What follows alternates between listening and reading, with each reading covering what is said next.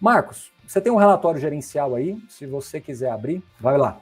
Eu queria só voltar rapidinho nessa tela aqui, que uma coisa que a gente pode olhar aqui que é interessante, que acaba justificando, ou pelo menos dá um bom indício de justificativa das quedas que o fundo vem tendo ao longo desses últimos tempos, é que assim, quando a gente faz um acompanhamento de um fundo de CRIs, e a gente tem esses indicadores que a gente todo mês consegue ver, então a gente consegue ver uma piora nos indicadores aqui dos CRIs, e isso, quando a pessoa, o investidor, o mercado, ele acaba analisando, ele acaba precificando essa piora desse cenário. Então, consequentemente, apesar de não ter tido nenhum fato relevante falando, olha, deu esse problema enorme nesse CRI ou nesse equity, acabamos não recebendo nada nesse CRI ou nesse equity. Não teve nada de fato relevante assim. Apesar disso, os indicadores, eles vêm piorando. Tanto é que tem várias bolinhas vermelhas aqui. Então, isso acaba refletindo no preço. Então, essa pode também ser uma justificativa do patamar atual de precificação dele. E tem um outro dado aqui que você tinha mencionado, que eu acho interessante a gente destacar, sobre o perfil de risco desse fundo, né? Então, os CRIs aqui também, quando a gente vê como que eles estão divididos em sua subordinação, que são aquelas camadas de proteção, basicamente. A sênior é a que demora mais para sofrer algum impacto, a subordinada é a que está lá na frente, que é a primeira a absorver esse impacto. Ele está quase que inteiro alocado em subordinadas. Então, se dá algum problema nas operações, ele acaba sendo ali também um dos primeiros a ser afetado, porque ele está na classe subordinada. E tem um outro dado aqui interessante que você estava mencionando sobre a LTV, né? O LTV dessa carteira, você vê que também, de novo, majoritariamente ali, quase 75%, tem um LTV superior a 80%. E quando a gente vai olhar um LTV, a gente sempre está buscando números menores, isso traz mais segurança. Então, se eu tenho um LTV de 10%, quer dizer que do valor que eu tenho ali de garantia, que eu tenho, caso de algum problema, eu emprestei só 10%. Então, ele vale muito mais do que eu emprestei.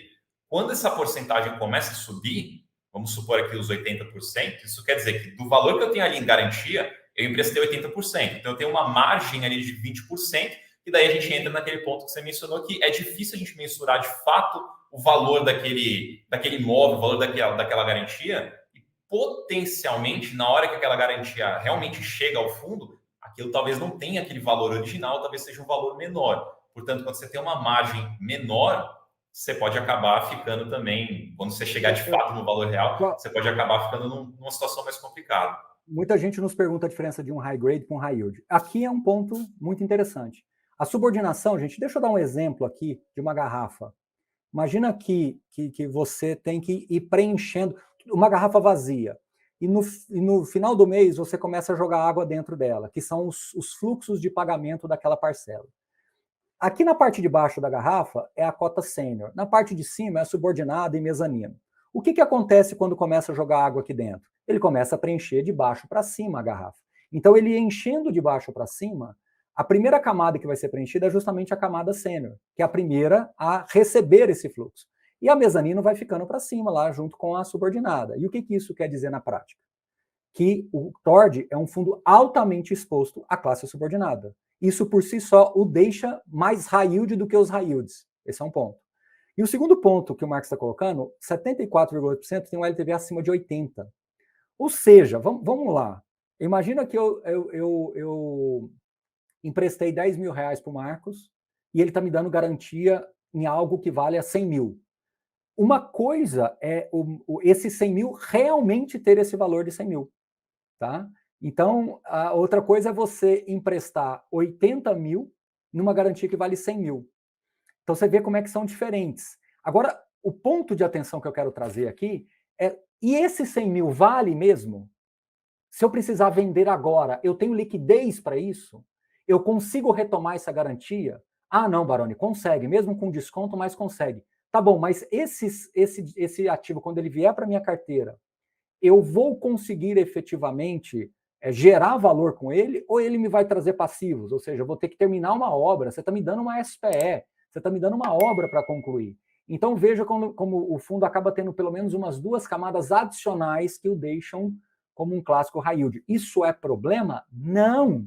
Isso é um absurdo? Não. Isso está errado? Não. O problema é que você tem riscos muito maiores do que a média e que esses 100 mil investidores que começaram a perceber esses riscos mesmo que tardiamente, começam a ter esse tipo de comportamento. Mas o mais importante das pessoas entenderem é que talvez essa comunicação entre cotista e mercado é que possa ter gerado essa lacuna.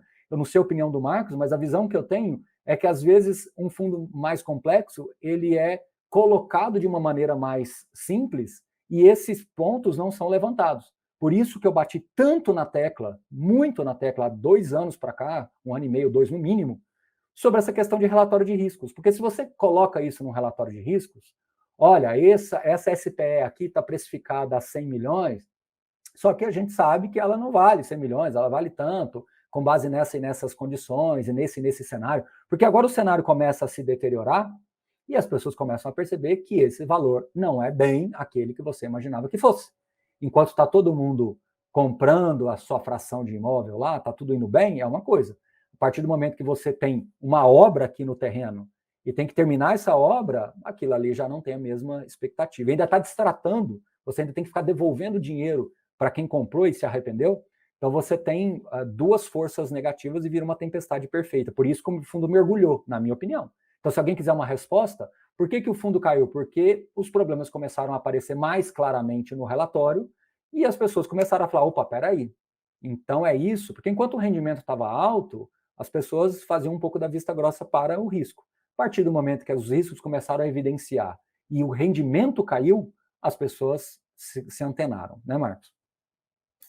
Exatamente isso daí. E daí, de novo, eu acho que a gente volta para aquela questão de expectativa e alinhamento que a gente estava falando desde o começo do vídeo. Muitas pessoas entraram nesse fundo que ele pagava mais, que ele custava R$10, né, a cota dele é na base 10, por motivos que não são de fato a estratégia, o perfil e a filosofia do fundo. E daí, quando há uma quebra dessa expectativa, né, uma quebra desse alinhamento, onde acontece algum problema, a pessoa se vê numa situação de, putz, eu não gosto desse tipo de coisa, não é esse cenário que eu quero, não estou confortável aqui.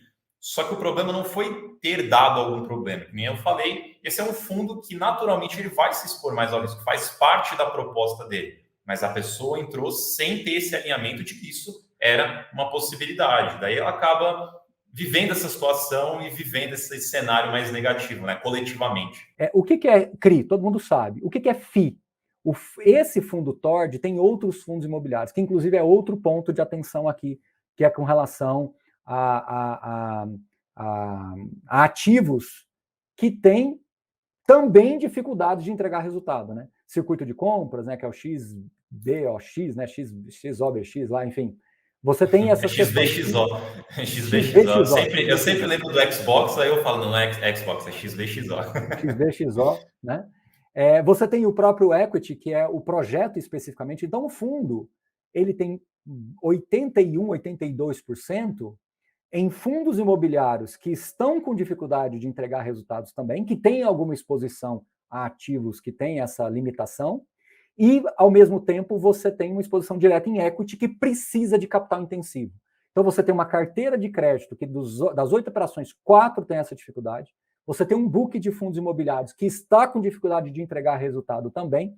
E você tem equity que não está entregando resultado praticamente nenhum e está tendo que receber aportes. Esse gráfico aqui, no de cima, né, ali onde a gente tem a divisão dos tipos de ativo, vale mencionar, assim, para ficar talvez mais claro para quem está assistindo, que a gente poderia, de certa forma, converter esses praticamente 40% de FIIs para equity, porque os fundos que estão ali dentro são fundos expostos a equity também, e são fundos da mesma gestora também. Então, você está, de qualquer forma, ali, apesar de indiretamente, também exposto ao equity. Então, a gente pode falar que esse fundo tem ali aproximadamente uns 80% de exposição ao equity, via realmente direto ao empreendimento ali, ou via FIIs que estão ali expostos ao equity. Então, as pessoas podem acabar olhando esse gráfico e ver, não, é só 41% de equity. Na verdade, não. Na verdade, é mais próximo de 80% do que dos 40%, por conta desse investimento indireto. Agora, na minha opinião, se tiver que ter um outro motivo, esse é o outro motivo.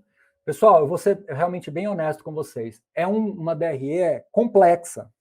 Por que é uma DRE complexa? Porque ela traz uma visão caixa e uma visão contábil. A parte de cima é caixa, a parte de baixo é contábil.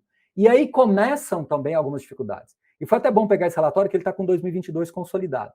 Então, Vamos olhar para a visão caixa. O resultado caixa foi de 27,6 milhões. Se vocês olharem, deixa aí, Marcos, mas se você olhar para cima, o equity não entregou nada em 2022. Zero, bola, tá um tracinho lá.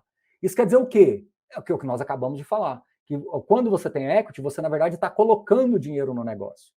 O book de Cris até que entregou algum resultado com uma certa constância. As margens estão diminuindo, mas tem conseguido entregar. Book de fundos imobiliários, ele entregou quase nada, mas teve uma explosão lá em abril de 2022, com um resultado caixa de uma distribuição extraordinária que teve em um dos fundos imobiliários. Mas se você excluir isso daí, você vai perceber que o resultado dos fundos imobiliários está super deteriorado. Ó, em dezembro de 2022 foi 40 milhões apenas, né? Outras receitas, pouca coisa, as despesas, ok, mais ou menos dentro de uma constância.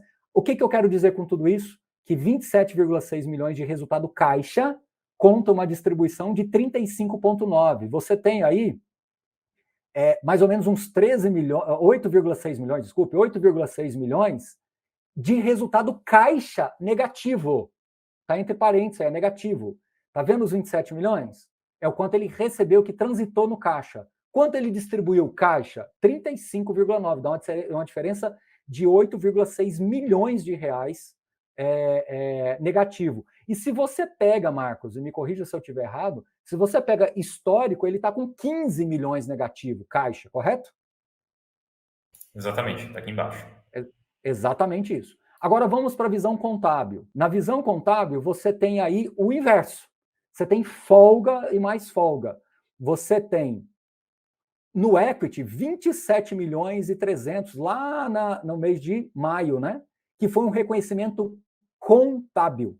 Ele teve uma remarcação contábil. Então, contabilmente falando, o fundo teve um resultado de 63,3 milhões contábil em 2022, né?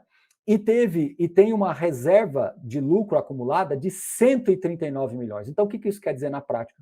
Que o fundo, contabilmente falando, ele está saudável justamente porque você tem essas remarcações contábeis que deixam o fundo tranquilo.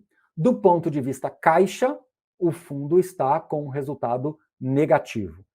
Esta, na minha visão, é o segundo motivo da queda. As pessoas estavam olhando mais a questão contábil, principalmente que o fundo vinha fazendo emissões, estava tudo certo, tal. Agora as pessoas começaram a olhar mais a visão caixa, porque a gestão começou a colocar que é o seguinte, olha, eu estou tendo dificuldade aqui, estão me distratando, né? O distrata está acontecendo, estão tendo menos vendas, a situação macroeconômica está mais difícil. O que isso quer dizer na prática? Que o contábil perde valor, porque agora eu preciso de dinheiro. Dinheiro é caixa. E ao precisar de dinheiro, eu começo a ter uma limitação da distribuição. Mesmo que o contábil me dê fôlego, o dinheiro acaba. Enquanto eu estava fazendo essa emissão, o contábil tinha mais valor porque você tinha dinheiro novo entrando. A partir do momento que você não tem como fazer esses aportes, vai limitando. Então, esse, na minha visão, é o segundo, ou talvez o motivo mais relevante aí que as pessoas estão observando. Correto, Marcos? Correto. Eu acho que uma outra informação interessante também é que uma forma que o fundo pode ter um fluxo de caixa natural ali, sem precisar fazer alguma emissão nova, são as amortizações das próprias operações. Então, conforme elas vão amortizando, vai voltando dinheiro para o caixa, esse dinheiro pode ser usado para qualquer necessidade. Porém, se a gente olhar o portfólio do fundo, se a gente olha alguns empreendimentos, por exemplo, aqui, ó, esse CRI aqui no caso, a gente vê que ele tem carência de amortização até 2024. A gente consegue ver outro aqui, por exemplo, que vai até 2037. Alguns aqui não tem, e tem outros que vão aqui, ó, 24, 23, 27 aqui em cima também. Então, a gente vê que tem vários CRIs com carência de amortização, ou seja, o fundo não recebe esse fluxo de amortização, esse dinheiro caixa que ele poderia usar para outras coisas por um tempo. Então, alguns terminam aqui mais para o final do ano, outros para o ano que vem, e outros bem mais lá na frente. Isso acaba dificultando mais o cenário caixa desse fundo. Então, por isso que quando a gente fala que ele não é um fundo trivial, não é um fundo muito simples de você entender. Tem muitas nuances, muitas coisas, detalhes que você precisa ver, e esse é um deles. Então, é uma coisa, entre aspas, sutil, assim, que passa despercebido, mas que tem ali um grande impacto na saúde do fundo, principalmente na gestão do caixa. Vamos falar de uma coisa que poderia reverter isso. A gestão começa a vender esses ativos. Como ele tem esse valor contábil, Você pega esse contábil e vira para a caixa. Como é que faz isso? Vendendo. Então, agora a pergunta é, esses ativos que estão disponíveis para venda aí, essas SPEs, esses equities, se a gente pegar esses ativos, eles têm liquidez suficiente? Esse valor contábil está correto? Se tiver correto, ótimo, ótimo. Vai se vender esses ativos, vai se transitar esse lucro no caixa e a vida do fundo vai seguir. Ele vai ficar mais concentrado, ele vai ficar um pouco menorzinho do ponto de vista de projetos, mas vai resolver. O problema é que você não consegue fazer mais emissões com desconto patrimonial. Então a gestão vai ter que ser efetivamente ativa. Então chegou a hora, né, da gestão realmente falar, este valor contábil que foi remarcado aqui em 27 milhões, ele vale 27 milhões a mais e eu estou vendendo ele aqui para esse resultado vir para o caixa, efetivamente pelo caixa, poder ser transitado, distribuído e seguir a vida. Tá tudo certo, não tem problema nenhum. Por isso que eu falei, o valor patrimonial dele está correto ou não? Não sei. A gente vai começar a ter que descobrir agora. Por quê? Porque ele vai precisar colocar 5 milhões aqui, 10 milhões ali, 3 milhões aqui, porque são projetos que precisam de capital intensivo. Ele está tendo que devolver dinheiro para quem está destratando, unidades que estavam sendo vendidas, o fluxo diminuiu, aquele valor das frações que estavam sendo vendidas por X está tendo que ser vendidas com desconto porque o mercado está desaquecido. Isso quem está falando? Eles, não sou eu. Eles que começaram a falar isso. E quando eles começaram a falar isso, o mercado começou a perceber essa nova matriz de riscos do fundo. Então tá aí ó, esse é o book de FIIs. É um fundo de fundos da Devan, né? Um fundo de loteamentos, né, de recebíveis, outro fundo da lote M2, né? Detalhe que esse de loteamento e recebível, apesar de estar recebível no nome, se olhar o relatório gerencial dele, ele é praticamente também equity. Então ele tem exato, ali dentro. É o que eu ia falar, isso é praticamente todo equity, mas o que a gente mais tem que reforçar aqui é que a concentração está praticamente no Serra Verde, né? Que tem também essa característica, né, Marcos? Exatamente. Esses são todos fundos que, de alguma forma, estão envolvidos em construção, desenvolvimento aí de loteamentos ou outros tipos de propriedades. Então, são veículos diferentes para um propósito similar, não igual, mas similar, algumas teses ali de setor talvez diferentes.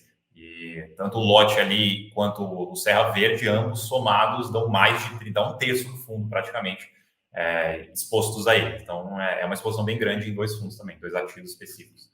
Que também estão em circunstâncias semelhantes, ou seja, são fundos que também não estão conseguindo mais fazer captação. No caso do shopping aí, né, XO, né, que é o circuito de compras, também tiveram aquelas situações, aqueles problemas que também não está entregando o resultado. Quando você abre os relatórios desses fundos, também não estão jorrando resultados. Embora no relatório desse mês, a própria gestão informou que vai ter um resultado, um reconhecimento.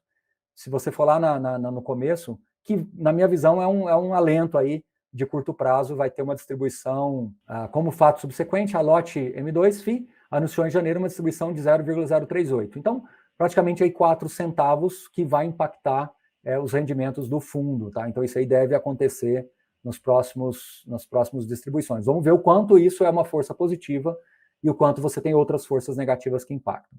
Bom, veja, pessoal, um vídeo que normalmente a gente gasta 15 minutos para fazer, 20 no máximo, a gente gastou quase que o dobro. Por quê? Porque é um fundo um pouco mais complexo.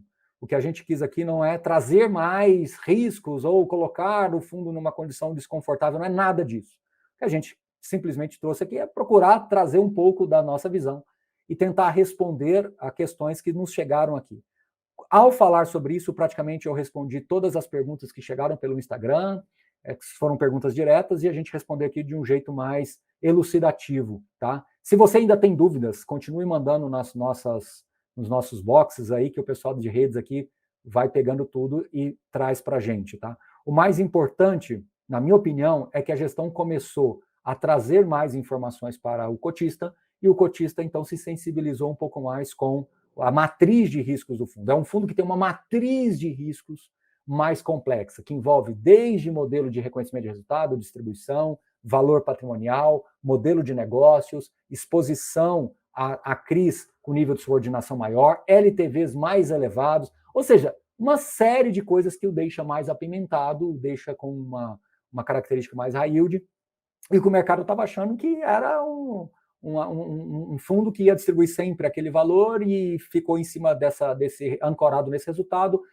Novas emissões vinham sendo feitas, vinham sendo realizadas, ancoradas, e a partir daí o pessoal começou a perceber que sem a emissão você maximiza bastante o risco do fundo. Solução minha, o Marcão pode não concordar ou achar que tem outra, mas na minha visão, a solução mais pragmática aí para mitigar esse efeito de mergulho que o fundo teve nas cotações é a gestão começar a se desfazer dos equities e falar para o mercado: o meu VP vale sim este valor, o meu VP vale sim. Ele tem hoje o valor de patrimônio, ele tem 491 milhões e valor de mercado ele está em 197 milhões, então dá 60% praticamente de desconto sobre o VP.